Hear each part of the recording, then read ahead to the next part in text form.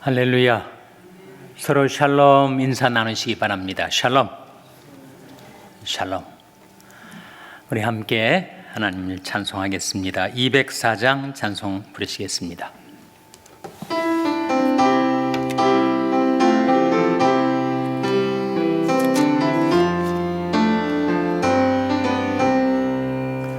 예수로 나의 구주 삼고 성령과 피로써 거듭나니 이 세상에서 내 영혼이 하늘의 영광 누리도다.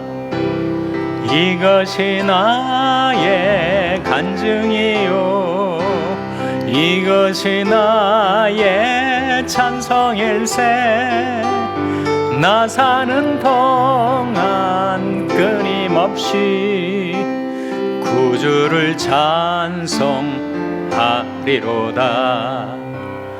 온전히 주께 맡긴 내 영 사랑의 음성을 듣는 중에 천사들 왕래하는 것과 하늘의 영광 보리로다.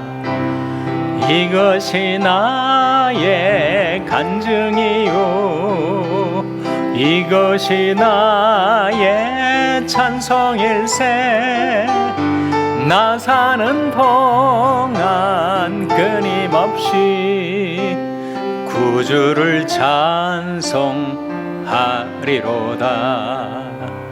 주 안의 기쁨 누림으로 마음의 풍랑이 잔잔하니 세상과 나는 간 곳 없고 구속한 주만 보이도다.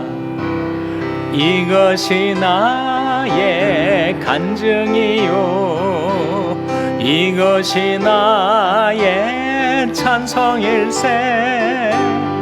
나 사는 동안 끊임없이 구주를 찬송하리로다.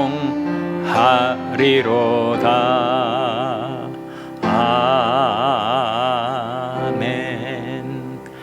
한 장 더 부르시겠습니다. 495장입니다.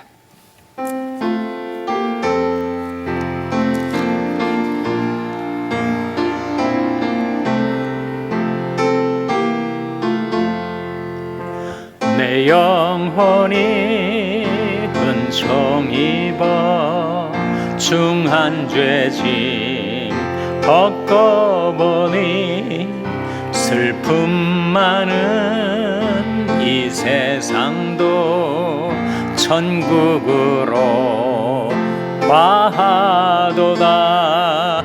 할렐루야 찬양하세.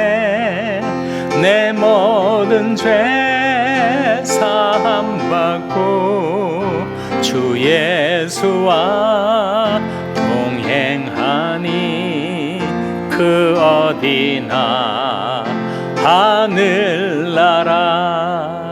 주의 얼굴 뵙기 전에 멀리 뵈던 하늘나라. 내 마음속에 이루어지니 날로 날로 가깝도다. 할렐루야 찬양하세. 내 모든 죄 사함받고 주 예수와 동행하니 그 어디나 하늘나라. 높은 산이 거친 들이 조막이나 궁궐이나 내 주 예수 모신 곳이 그 어디나 하늘나라. 할렐루야 찬양하세 내 모든 죄 사함받고 주 예수와 동행하니 그 어디나 하늘나라. 아멘. 기도하시겠습니다. 하나님 아버지 감사합니다. 저들 삶 속에 평강을 주시고 연약한 저들의 건강을 붙들어 주시고 다시금 하나님 앞에 나올 수 있는 은혜 베풀어 주신 것을 감사드립니다. 저희들이 하나님 말씀을 배우려 하오니 주님께서 저희와 함께 계셔서 성령으로 말씀을 가르쳐 주시고 깨닫게 하여 주시옵소서. 성령이 주시는 말씀의 확신을 갖고 살아가게 도와주시기를 바라옵고 예수님의 이름으로 기도하옵나이다. 아멘. 지난주 암송구절 뭐였죠? 마가복음 1장 35절이었습니다. 공식에 따라서 한번 낭송하겠습니다. 시작. 마가복음 1장 35절 말씀. 새벽 오히려 미명에 예수께서 일어나 나가 한적한 곳으로 가사 거기서 기도하시더니. 마가복음 1장 35절 말씀. 외우시는데 어려우셨어요? 그 줄거리는 알겠는데 그게 일어나 나가 거기서 이게 참 외우기가 쉽지 않은데 자주 반복하다 보면 좀씩 외워지게 될 겁니다. 자, 다시 한번 낭송하겠습니다. 시작. 마가복음 1장 35절 말씀. 새벽 오히려 미명에 예수께서 일어나 나가 한적한 곳으로 가사 거기서 기도하시더니. 마가복음 1장 35절 말씀 잘하셨습니다. 오늘은 우리 52페이지 우리 교재 52페이지를 펴주세요. 52페이지 제목이 뭐예요? 구원의 확신입니다. 오늘 금요 성경 공부에 대면으로 참석하신 분들도 계시고 온라인으로 참석하시는 분들도 계실 텐데 여러분 구원의 확신을 가지고 계십니까? 1번 보시면 이제 당신은 예수를 믿고 그의 몸인 교회에 속했습니다. 다시 한번 묻습니다. 당신은 예수를 믿습니까? 네. 이럴 때는 어떻게 대답하시라고요? 아멘. 아멘으로 대답을 하시면 되겠습니다. 이 질문에 분명히 예라고 대답하였다면 다음 질문에 솔직하게 대답해 보십시오. 자, 2번에 보시면 예수 그리스도가 지금 당신 안에 계십니까? 예, 아니요, 모르겠음. 예수 그리스도께서 지금 내 안에, 내 마음 안에, 내 인생 안에 계시는가? 어떻게 알 수 있는가? 요한계시록 3장 20절에 화면에 나온 말씀 같이 읽겠습니다. 시작. 볼지어다 내가 문 밖에 서서 두드리노니 누구든지 내 음성을 듣고 문을 열면 내가 그에게로 들어가 그로 더불어 먹고 그는 나로 더불어 먹으리라. 내 마음 문 밖에서 내 안에 들어오시고자 노크하셨던 주님, 내 인생 문 밖에서 내 삶의 주님이 되시기 위해서 내 인생의 문을 놓고 하셨던 그 주님을 내가 영접했잖아요. 예수를 믿었지 않습니까? 그때 이 약속대로 내가 그에게로 들어가 그로 더불어 먹고 그는 나로 더불어 먹으리라 하신 말씀대로 주님이 내 안에 들어와 계신 거죠. 3번이죠. 3번. 당신은 죄 용서함을 받았다고 확신합니까? 로마서 8장 1절 화면에 같이 읽겠습니다. 시작. 로마서 8장 1절입니다. 시작. 그러므로 이제 그리스도 예수 안에 있는 자에게는 결코 정죄함이 없나니. 그러므로 이제 그리스도 예수 안에 있는 자에게는 결코 뭐가 없다고요? 정죄함이 없다. 정죄함이 없다는 게 뭐예요? 죄를 용서받았다. 죄사함을 받았다. 죄를 하나님께서 제거해 주셨다라는 뜻이죠. 죄가 있으면 항상 죄는 정죄함을 불러옵니다. 죄가 있는 곳에 condemnation, 정죄가 꼭 따르게 돼 있는데, 내가 그리스도 예수 안에 들어왔더니 하나님께서 내 모든 죄를 그리스도의 피로 씻어 깨끗하게 없이해 주셨기 때문에 더 이상 정죄함이 없게 되는 거죠. 질문이, 당신은 죄 용서함을 받았다고 확신합니까? 우리가 아멘이라고 대답을 하였습니다. 4번, 이제 하나님이 자녀가 되었습니까? 요한복음 1장 12절 화면에 같이 읽겠습니다. 시작. 영접하는 자, 곧 그 이름을 믿는 자들에게는 하나님의 자녀가 되는 권세를 주셨으니, 나는 다만 예수 그리스도를 거부하지 않고 그분을 모셔드린 것뿐인데, 영접하는 자, 곧 그 이름을 믿는 자들에게는 하나님께서 뭘 주신다고요? 하나님의 자녀가 되는 권세를 주셨다라고 말씀해 주고 있습니다. 5번, 당신은 영생을 얻었습니까? 요한일서 5장 11절에서 13절 화면에 같이 읽겠습니다. 시작. 또 증거는 이것이니 하나님이 우리에게 영생을 주신 것과 이 생명이 그의 아들 안에 있는 그것이니라. 아들이 있는 자에게는 생명이 있고 하나님의 아들이 없는 자에게는 생명이 없느니라. 내가 하나님이 아들의 이름을 믿는 너에게 이것을 쓴 것은 너희로 하여금 너에게 영생이 있음을 알게 하려 함이라. 하나님께서 우리 각 사람에게 영생을 주실 때 그 영생을 어디 안에 넣어 두셨다는 거예요? 아들 안에, 예수 그리스도 안에.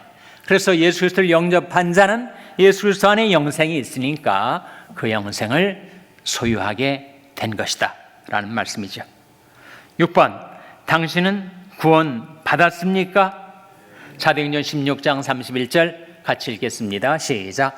가로되 주 예수를 믿으라. 그러면 너와 내 집이 구원을 얻으리라 하고, 주 예수를 믿으라. 그리하면 너와 내 집이 구원을 얻으리라. 고구마를 하나 끌어올렸더니 줄줄이 그 줄기에 달린 크고 작은 고구마들이 따라 올라오는 것처럼 한 사람을 구원하시면 그의 가족들이 줄줄이 구원을 받게 된다는 약속이죠. 7번, 오늘 밤에 죽는다면 천국에 가리라는 확신이 있습니까? 우리가 내일 일을 알지 못하고, 그리고 다음 시간에 어떤 일이 일어날 줄을 알지 못하는 그런 존재인데, 오늘 밤에 내가 생을 마치게 될 때 천국에 간다는 확신이 있는가를 묻는 질문이죠.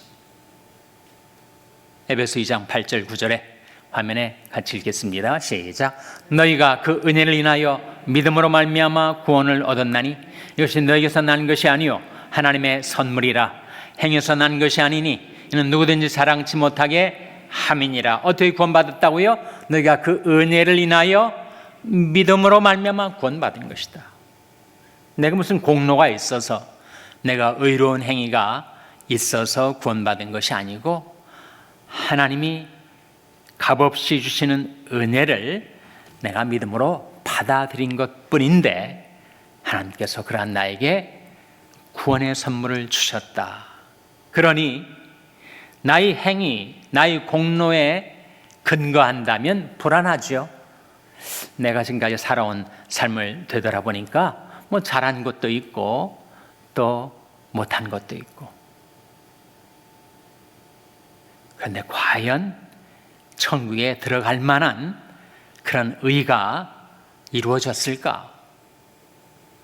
거기에 장담할 수 있는 사람이 하나도 없죠.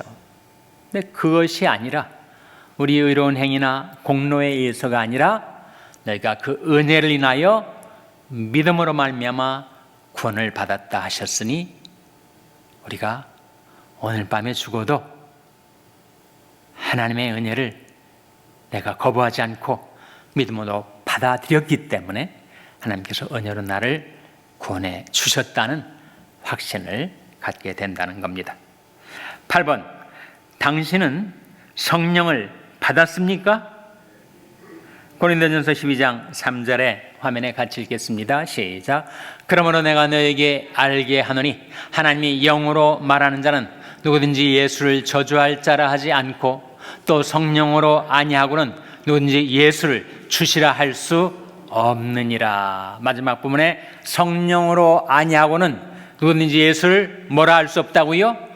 주시라 할 수 없다. 예수 그리스도를 주님으로 영접한 그것은 성령의 역사다.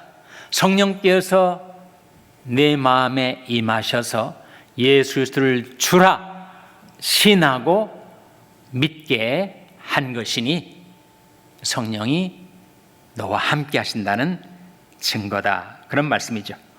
9번, 당신은 거듭났습니까? 디도서 3장 5절 화면에 같이 읽겠습니다.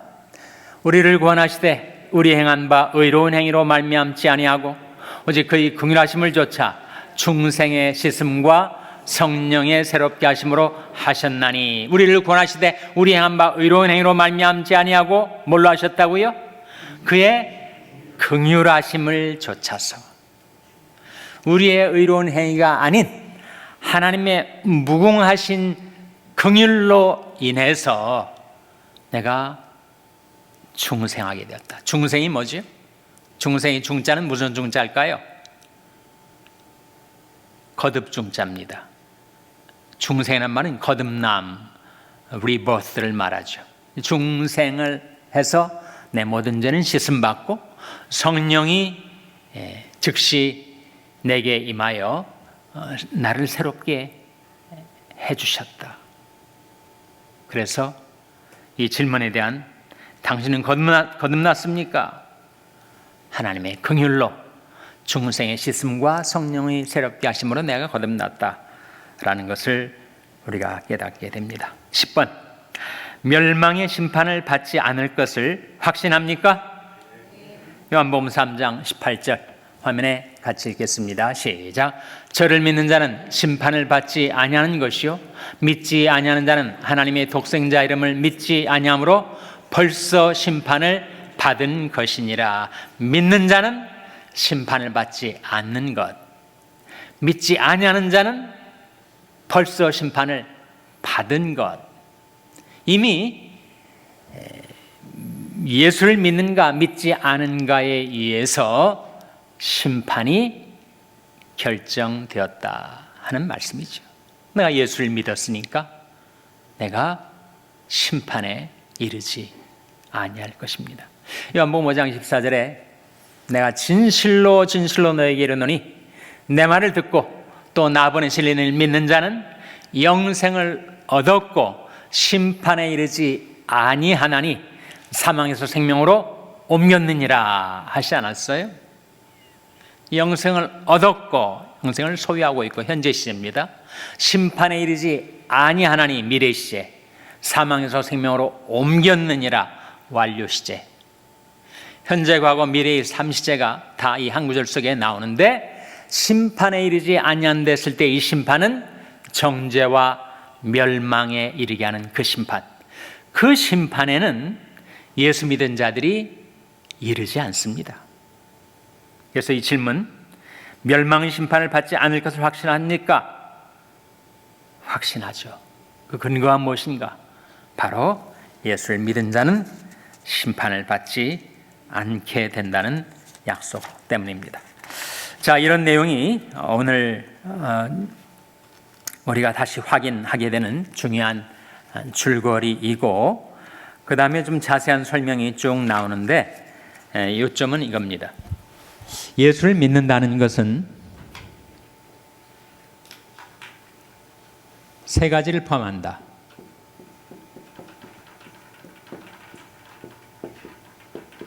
지적인 이해, 그리고 감정적인 체험, 셋째로 의지적인 결단. 예수를 믿는다는 것은 지성과 감정과 의지를 다 포함한 전 인격적인 결정이라 하는 거지. 예수를 믿는다는 것은 그 믿음의 대상, 믿음의 내용이 이해돼야 하고, 그리고 감정상의 체험이 있어야 하고, 그리고 의지적인 결단이 있게 마련이다 하는 겁니다. 지적인 이해에 대한 내용 한 페이지를 넘기셔서 거기에 관련된 질문이 56페이지에 나옵니다. 56페이지. 56페이지 지금 펼쳐보셨습니까? 자, 예수 그리스도는 누구십니까? 지적인 이해에 관계된 예수님이 누구이신가에 대한 말씀인데, 예수님은 자신을 어떻게 소개하셨습니까? 요한복음 10장 30절 같이 읽겠습니다. 시작. 나와 아버지는 하나이니라 하신대. 예수님이 자기 자신을 나와 아버지는 하나라고 하셨어요. 요한복음 14장 8절에서 9절 같이 읽겠습니다. 시작. 빌립이 가로되 주여 아버지를 우리에게 보여 주옵소서. 그리하면 족하겠나이다. 예수께서 가라사대 빌립아 내가 이렇게 오래 너희와 함께 있을 때 네가 나를 알지 못하느냐? 나를 본 자는 아버지를 보았거늘 어찌하여 아버지를 보이라 하느냐? 예수 그리스도를 본 자는 누구를 본 자라는 거예요? 하나님 아버지를 본 자라는 거예요. 예수를 믿는 자는 하나님을 믿는 자라는 것입니다. 요한복음 12장에 예수께서 외쳐 가라사대 나를 믿는 자는 나를 믿는 것이 아니요 나를 보내신 이를 믿는 것이며 나를 보는 자는 나를 보내신 이를 보는 것이라, 이렇게 말씀을 하신 바가 있어요. 바로 예수 그리스도와 하나님이 하나 일체이시라는 겁니다. 그 다음 질문에 예수님의 주위에 있던 사람들은 그분을 어떻게 소개했습니까? 다 찾아보진 않고 우리 요한복음 20장 28절 한 말씀 같이 읽겠습니다. 시작. 도마가 대답하여 가로되 나의 주시며 나의 하나님이시니이다. 도마가 뭐라고 대답했어요? 나의 주이시며 나의 하나님이시라고. 부활하신 예수님을 만났을 때 의심 많은 도마가 예수님을 가리켜 그렇게 고백을 했습니다. 우리가 신앙생활을 하다 보면 이런저런 상처를 받을 때가 있어요. 교회 생활할 때도 그렇고 인간관계에서 상처를 받을 때가 있는데, 성경에서 제일 상처가 많은 사람 누군지 아세요? 예? 제 질문에 항상 문맥에 다 힌트가 들어있다고 해요. 제일 상처가 많은 사람 도마 아니겠습니까? 도마. 얼마나 칼로 찌어되었으면 도마가 상처가 얼마나 많겠어요. 의심 많은 도마가 예수 그리스도를 만났을 때 나의 주시며 나의 하나님이라고 고백을 하고 있습니다. 다음 질문. 예수님은 어떤 일을 하셨습니까? 지상생애 동안 예수님은 어떤 일을 하셨습니까? 사도행전 10장 38절 화면에 같이 읽겠습니다. 시작. 하나님이 나사렛 예수에게 성령과 능력을 기름 붓듯 하셨음에 저가 두루 다니시며 착한 일을 행하시고 마귀에 눌린 모든 자를 고치셨으니 이는 하나님이 함께 하셨습니다. 예수님이 공생애 동안에 하신 일, 저가 두루 다니시며 뭘 하셨다고요? 착한 일을 행하시고 마귀에 눌린 모든 자들을 어떻게 하셨습니까? 고쳐 주셨습니다. 해방시켜 주셨어요. 그것이 가능했던 이유가 뭐라고요? 하나님이 나사렛 예수에게 성령과 능력을 기름 붓듯 부어주셨기 때문에, 하나님이 항상 함께 하셨기 때문에, 하나님은 전지전능하신 하나님이시니 하나님이 예수님과 함께 계셔서 그 모든 착한 일, 그 모든 마귀에서 눌린 자들을 고쳐주시는 역사를 감당하셨다는 거죠. 여기에 보면 하나님이 나사렛 예수에게 성령과 능력을 기름 붓듯 하셨음에 저가 두루 다니시며 착한 일을 행하시고 저가 두루 다니시며. MBA 학위를 취득하기 위해서 사람들이 재계에서 일하려고 하는 사람들은 이 학위를 꼭 취득하려고 하죠. Master of Business Administration. 우리는 MBA 학위는 없어도 이 학위는 꼭 필요합니다. MBWA. MBWA는 뭘 말할까요? 네? Management by Wandering Around.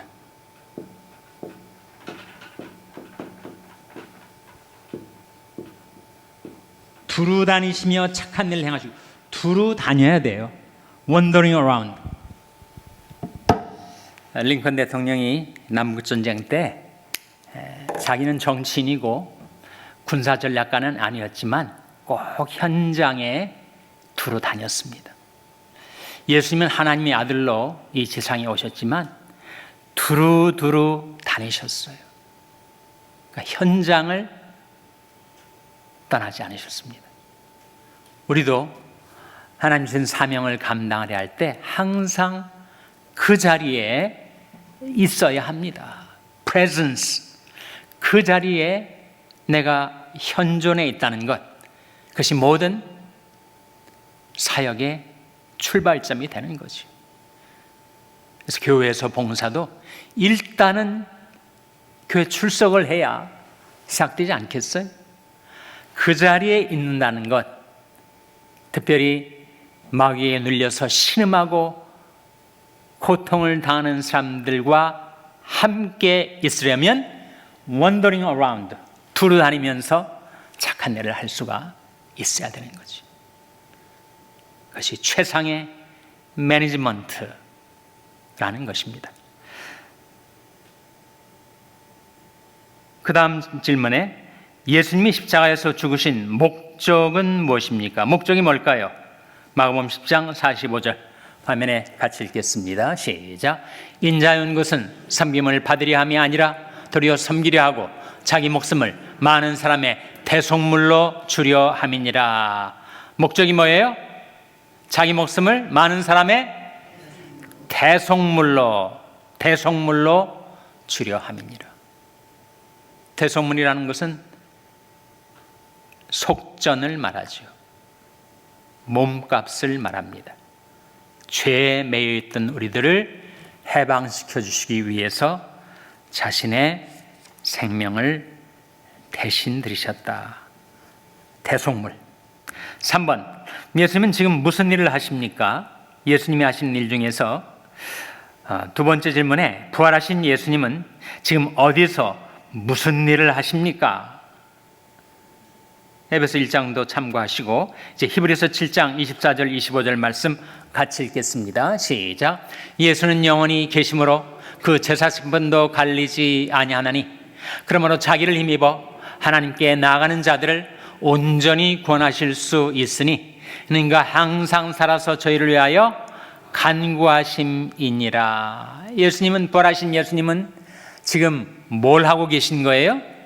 우리 한 사람 한 사람을 위해서 간구하고 계시죠.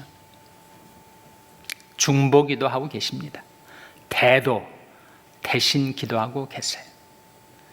그래서 자기를 힘입어 하나님 앞에 나오는 자들을 온전히 구원하신다. 그래서 주님이 지금 하고 계신 일입니다. 에베소 1장 20절 23절은 길어서 제가 따로 지금 함께 읽지는 않겠습니다만 주님은 교회의 머리이시고 세상의 주로서 주님은 지금도 그 영원하신 능력으로 교회와 세상을 주관하고 계신다 하는 거죠. 당신은 예수님을 믿어야 합니다. 요한복음 3장 16절이 가르치는 바를 요약하십시오. 요한복음 3장 16절은 우리가 같이 한번 낭송해 보겠습니다. 시작. 하나님이 세상을 이처럼 사랑하사 독생자를 주셨으니 이는 저를 믿는 자마다 멸망치 않고 영생을 얻게 하려 하심이니라. 하나님이 우리를 얼마나 사랑하셨든지 자기의 가장 귀중한 독생자까지 내어주셔서 누구든지 그를 믿기만 하면 영생을 얻게 해주셨다. 그런 말씀이죠. 지금 우리가 지금 본 것은 지적인 이해에 관련된 것이고, 감정적인 체험 중에서는 큰 2번, 괄호 2번 넘어가겠습니다. 감정적인 반응은 서로 다릅니다. 따라오고 계십니까? 사도 바울은 어떠한 체험을 통하여 예수님을 알게 되었습니까? 그 질문하고 바로 이어지는 바울의 체험적인 신앙과 디모데의 신앙을 비교해 보십시오. 바울이 어떻게 예수님을 알게 됐죠? 예수님을 믿는 자들을 핍박하려고 다메섹, 지금의 시리아의 다마스커스로 예수님을 믿는 자들을 잡으려고 감옥에 집어넣고 또 죽이려고 악에 바쳐서 그 증오가 가득 찬 채 가던 그 사울을 부활하신 주님께서 맞닥뜨려 그가 꼬꾸라졌죠. 그래서 극적인 회심의 체험을 하게 됩니다. 반면에 디모데는 디모데후서 1장 5절에 보시면 화면에 같이 읽겠습니다. 시작. 이는 내 속에 거짓이 없는 믿음을 생각함이라. 이 믿음은 먼저 내 외조모 로이스와 내 어머니 유니게 속에 있더니 내 속에도 있는 줄을 확신하노라. 바울과 디모데, 물론 스승과 제자의 관계지만 두 사람의 신앙의 전환점은 판이했습니다. 그야말로 바울의 회심은 드라마틱한 것이었다면 디모데는 언제 그런 체험과 변화가 있었는지 알 수 없을 정도로 믿는 가정에서 그 신앙이 양육되고 성장되었어요. 구약도 그렇고 신약도 그렇고 신앙은 이 모계 쪽으로 많이 흐르고 있는 것 같습니다. 디모데, 물론 디모데의 아버지가 헬라인이기도 하지만 디모데가 가졌던 신앙은 외할머니 그리고 어머니 쪽으로 흘러 디모데에게까지 이르게 되었는데, 그는 아주 뚜렷한 바울처럼 이런 화끈한 획가닥하는 그런 체험은 없었지만 그 신앙이 점차로 용어가 있습니다.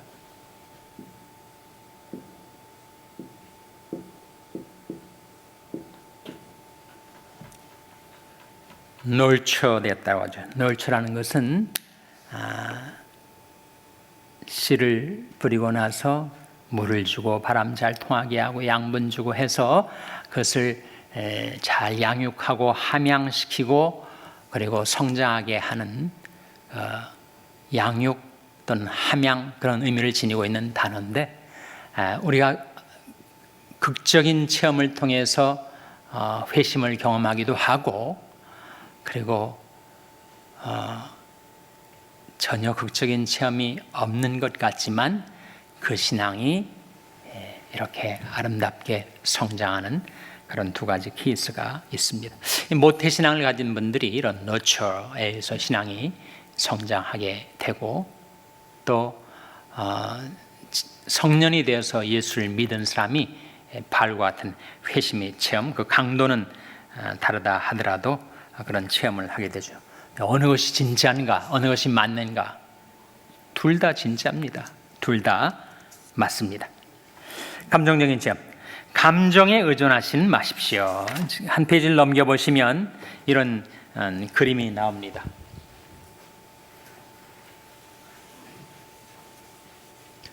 거기 기차가 나오죠? 맨 앞에 기관차가 있고, 그 다음에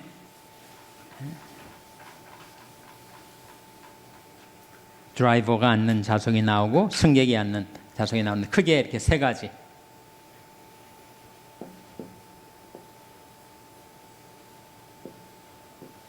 자, 여러분, 이 맨 앞에 기관차의 엔진과 같은 것이 뭐라는 겁니까? 이게 사실이다. 그 다음에 기차 기관사가 앉아있는 이 드라이버 좌석이 뭐라는 겁니까? 믿음이다. 그리고 사실을 보고 믿음이 나아가면 뭐가 따라온다는 거예요?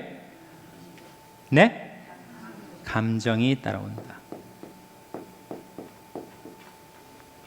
그러니까 믿음은 사실만 보고 앞으로 나아가기만 하면 되는데 자꾸 내가 가지고 있는 감정이 진정한 감정일까 아닐까를 되돌아보면 전보고 위험이 있어요. 믿음은 사실만 바라보고 나가면 됩니다. 이 사실이 뭘 말하죠? 사실이 이미 이루어진 십자가 부활 사건 아닙니까? 그래서 여러분, 우리가 구원의 확신에 대해서 우리가 오늘 함께 공부하고 있는데 구원의 확신과 관련돼서 이 3자를 구별하실 수가 있어야 돼요.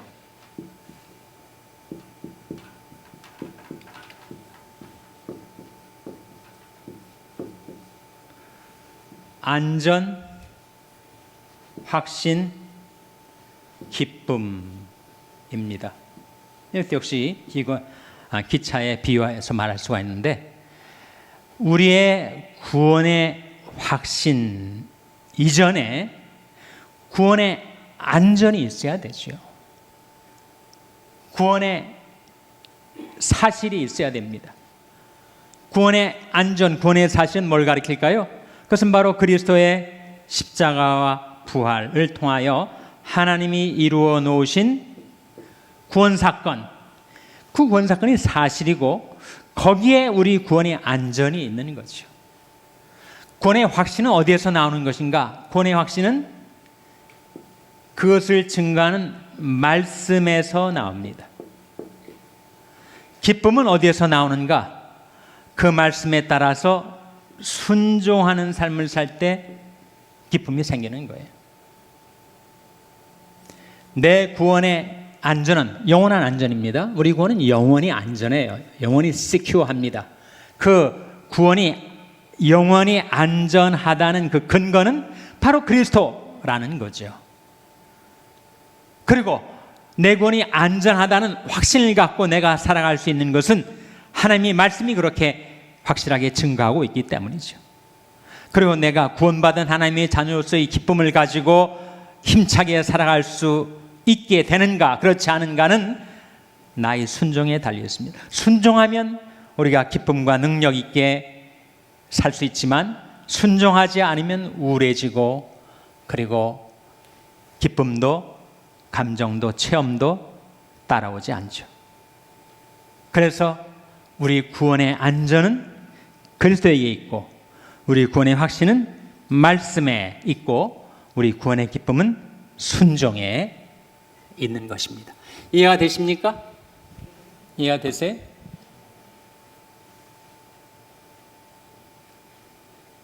많은 사람들이 구원의 확신이 흔들리는 이유는 자기 감정에 근거를 두는 거예요. 내가 기쁜가 안 기쁜가, 내가 신비한 체험을 했는가 안 했는가, 그런 감정, 기쁨, 체험 이런 것이 내 구원의 확신의 근거가 되어 있으면 늘 왔다 갔다 해요.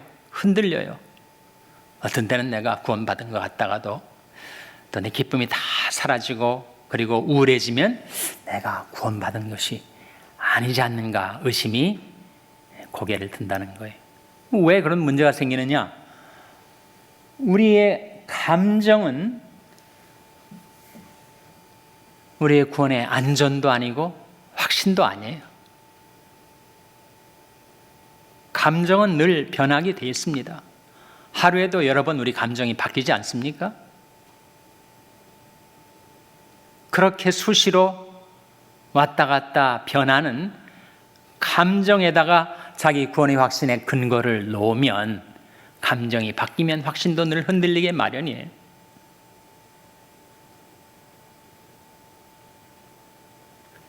우리 구원의 안전은, 우리 구원이 영원한 것은 바로 그리스도 때문이죠. 하나님의 사랑 때문 아닙니까? 로마서 8장 마지막 부분에 우리가 보았던 바대로 사망이나 생명이나 현재일이나 장래일이나 능력이나 높음이나 기쁨이나 다른 아무 피조물이라도 우리를 그리스도 예수 안에 있는 하나님의 사랑에서 끊을 수 없으리라. 그 하나님의 사랑, 그리스도 십자가 부활, 그것이 바로 안전의 근거예요. 구원의 안전의 근거. 그리고 내 구원이 안전하고 영원하다는 것을 내가 확신할 수 있게 되는 것은 그렇다고 하는 말씀의 증거가 있기 때문이죠. 말씀에. 그래서 나는 그리스도를 바라보고 말씀이 주는 확신을 따라 살아가기만 하면 기쁨, 감정, 체험은 따라오는 것입니다. 근데 자꾸 이 드라이버석에 앉아있는 확신석에 앉아있는 내가 앞을 바라보지 않고 뒤를 쳐다보면서 감정이 어떤가, 내 체험이 맞는 것인가, 이걸 뒤돌아보고 있으면 늘 흔들리다가 신앙의 기차가 전복될 위험이 있는 거죠.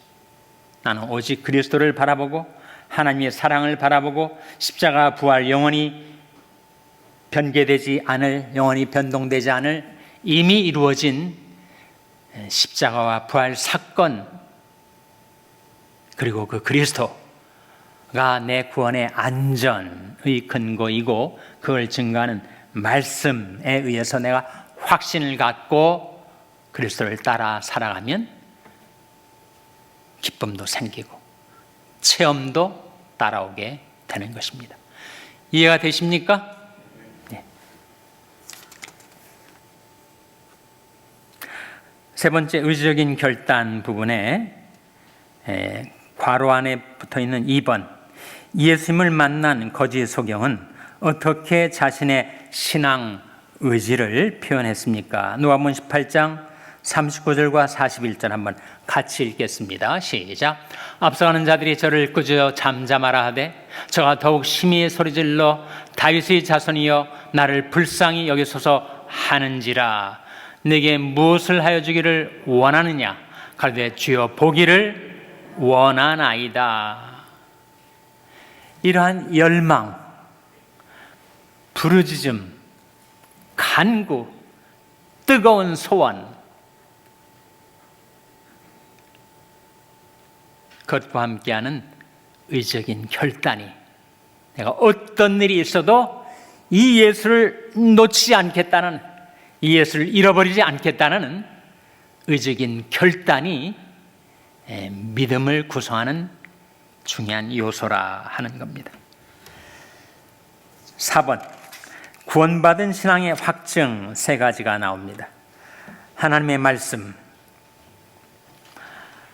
외적으로 나타난 하나님의 영광을, 하나님의 말씀을 들 수 있습니다. 지금 이 세 가지가 무엇에 대한 것을 보세요. 4번에 구원받은 신앙의 확증, 확증의 3요소, 말씀과 성령과 열매, 그걸 지금 보여주고 있는 거예요. 그러니까 한 사람이 내가 구원을 받았다라고 확신을 가지고 살아갈 때 그 확신에 대한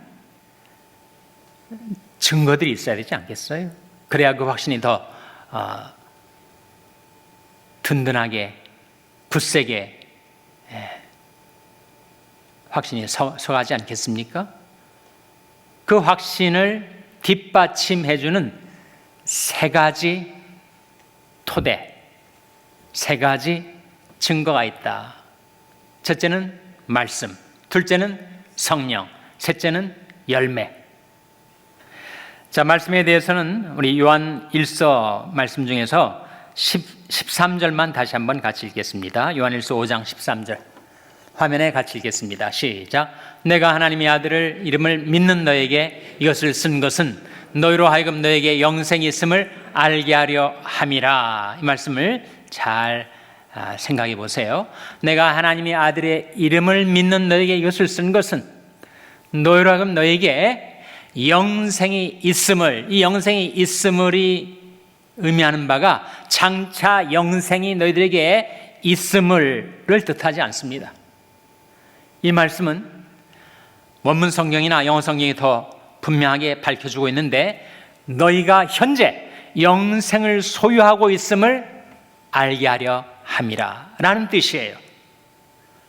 누구나 하나님의 아들을 믿으면, 하나님의 아들의 이름 예수를 믿으면 예수 믿은 자에게 영생이 현재 소유되고 있음을 알게 하려고 이 요한일서가 기록된 것이다. 그러니까 종래 전통적으로 특히 한국 장로교회가 더 그랬는데, 장로교회는 좀 진지하고 심각하고 또 장중한 그런 분위기가 있어가지고 내가 어떻게 살아있는 동안에 영생을 가지고 있다고 그렇게 자신 있게 말할 수가 있는가? 그건 너무 외람된 일 아닌가? 하나님 앞에 겸허하지 못한 태도가 아닌가?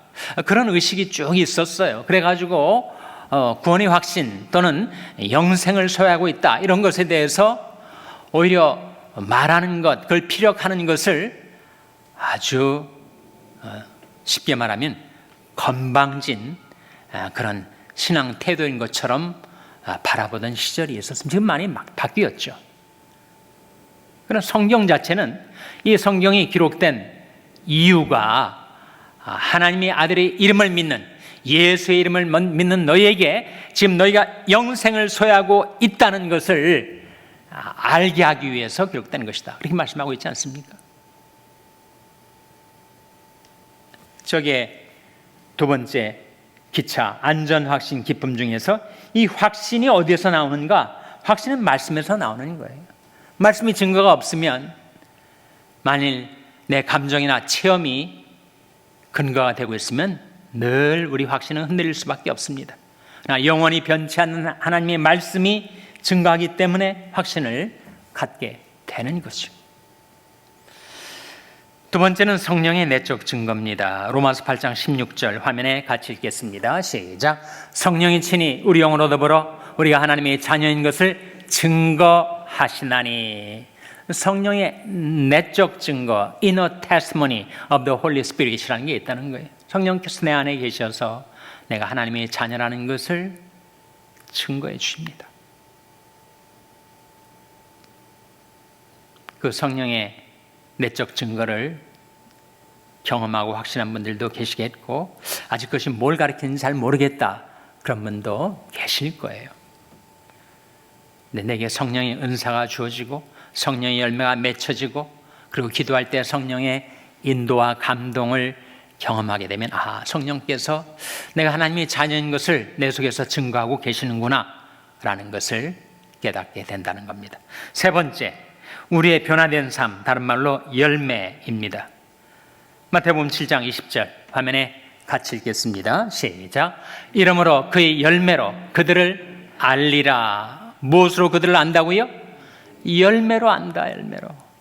내가 구원받은 하나님의 자녀인지 아닌지, 그것은 내 삶에 맺혀지는 열매로 알 수 있는 거다. 그 열매는 두 종류가 있어요. 그 열매는 크게 두 종류가 있는데, 어떤 열매입니까? 하나는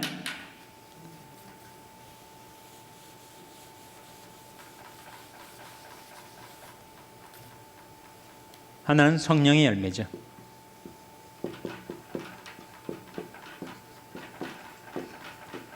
다른 하나는 무슨 열매입니까? 구령의 열매죠. 구령이란 말은 영혼 구원의 열매를 말합니다. 그러니까 내가 구원받은 하나님의 자녀이라면 성령의 열매가 많든지 적든지 맺혀져 가게 된다는 거죠. 성령의 열매가 맺힌다는 것은 다른 말로 인격 변화를 말합니다. 사랑, 희락, 화평, 오래 참음, 자비, 양선, 충성, 온유, 절제의 그런 인격적인 변화가 내 속에서 생겨나게 되는 것.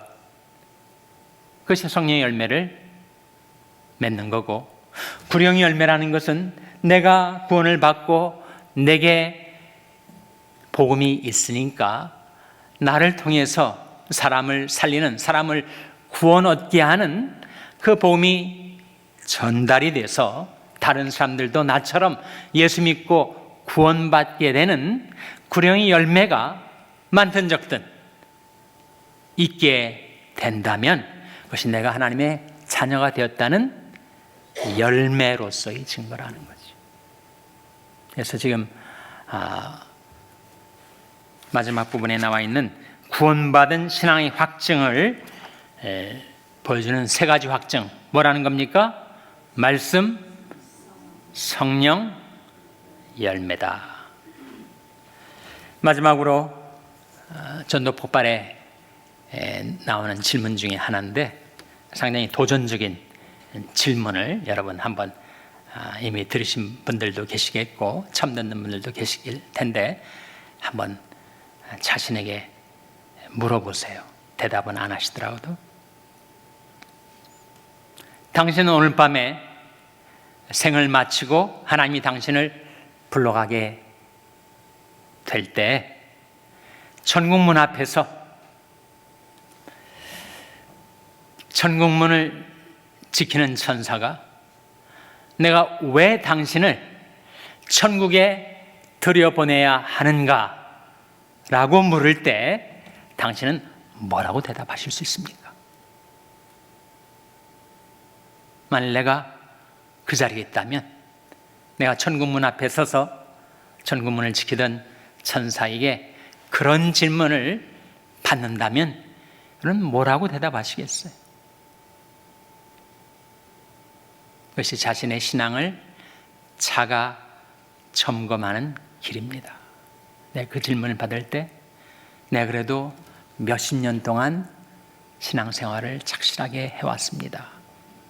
라고 답변할 수 있는 건지, 아니면 내가 성경을 정말 몇십 독을 했습니다. 몇 번 필사를 끝냈습니다. 라고 대답할 수 있는 건지, 내가 정말 많이 구제하고 선행을 많이 베풀면서 남을 위해서 착하게 살았습니다. 라고 대답할 수 있는 건지, 그때 나의 대답이 무엇이 될 수 있는가? 그것이 바로 우리가 대답해야 될 도전적인 질문이에요. 근데 뭐라고 대답하시겠어요? 그때 이렇게 대답하시면 됩니다. 유다서에 나온 말씀인데, 사랑하는 자들아, 너희는 너희 지극히 거룩한 믿음 위에 자기를 건축하며 성령으로 기도하며 하나님의 사랑 안에서 자기를 지키며 영생에 이르도록 우리 주 예수 그리스도의 긍휼을 기다리라. 나는 의롭게 착하게 신앙생활 착실히 한 것도 없지만 예수 그리스도의 긍휼을 의지해서 제가 이 문에 들어갈 수 있습니다. 예수 그리스도의 긍휼의 결정체인 십자가에 흘려진 보혈의 공로 때문에 내가 죄 씻음 받고 이 천국에 들어갈 수가 있습니다. 라고 대답할 수가 있는 거죠. 나는 아무런 공로 없지만 예수 그리스도를 나의 구주와 주님으로 믿었기 때문에 주님의 이름으로, 주님의 공로로, 주님의 십자가와 부활로 제가 이 거룩한 천성에 들어갈 수 있습니다. 라고 대답하실 수 있는 겁니다. 아시겠죠? 여러분이 마음속에 대답을 준비하신 분들도 계실 텐데 제가 한번 정리해 드렸습니다. 다음 주 암송 구절은 요한복음 5장 24절.